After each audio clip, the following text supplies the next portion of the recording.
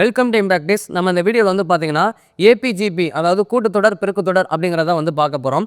சரி வாங்க பார்க்கலாம். ஏபிசி என்பன ஏபி எனில் எது சரி? அதாவது வந்து பார்த்தீங்கன்னா ஒரு சீரியஸ் கொடுத்துருக்காங்க. அந்த சீரியஸ் வந்து ஏபியாக இருந்துச்சு அப்படின்னா கீழ்குள்ளோட்டு எது சரி அப்படின்னு சொல்லிட்டு கேட்டிருக்காங்க. இது வந்து உங்களுக்கு ஆங்கில லெட்டர் இங்கிலீஷில் கொடுத்ததுனால உங்களுக்கு வந்து இது பண்ணுவீங்க. நம்மளாம் ஒரு சீரியஸ் எடுத்துக்கலாம். உதாரணத்துக்கு 1, 2, 3, 4 இப்படி போய்கிட்டே இருக்குது. ஓகேங்களா? அப்போ இந்த சீரிஸ் வந்து கூட்டுத்தொடரா பெருக்குத்தொடர் அப்படிங்கிறத எப்படி கண்டுபிடிக்கலாம் அப்படின்னா ஃபஸ்ட்டு முடிவு எடுத்துக்கோங்க. இதை நான் ஏன்னு எடுத்துக்கிறேன், இதை பின்னு எடுத்துக்கிறேன், இதை சின்னு எடுத்துக்கிறேன். ஓகேவா? இதில் வந்து அப்ளை இட்டு பாருங்களேன். இதை அப்ளை பண்ணிங்க அப்படின்னா நான் டேரெக்டாக ஆன்சர் சொல்லிடுறேன். டி தான் வந்து பார்த்தீங்கன்னா ஆன்சர். இப்போ நீங்கள் இதை வந்து அப்ளை பண்ணுங்களேன். ஏவுடைய மதிப்பு 1 ப்ளஸ் சியுடைய மதிப்பு 3 ஈக்குவல் பி உடைய மதிப்பு வந்து பார்த்தீங்கன்னா 2. இங்கே ஏற்கனவே ஒரு 2 இருக்குது. 2 × 2. அப்போது இது ஒரு 4, இது ஒரு 4. சேமாக வந்துருச்சுங்களா? என்ன அப்படின்னா கூட்டுத்தொடரோட வந்து பார்த்தீங்கன்னா அதோடைய டிஃபரன்ஸ் வந்து சேமாக இருக்கணும். சேமாக இருந்தால் மட்டும்தான் அது வந்து கூட்டுத்தொடர் வரிசை. ஓகேங்களா? உங்களுக்கு புரியும்னு நினைக்கிறேன். சரி, ஓகே.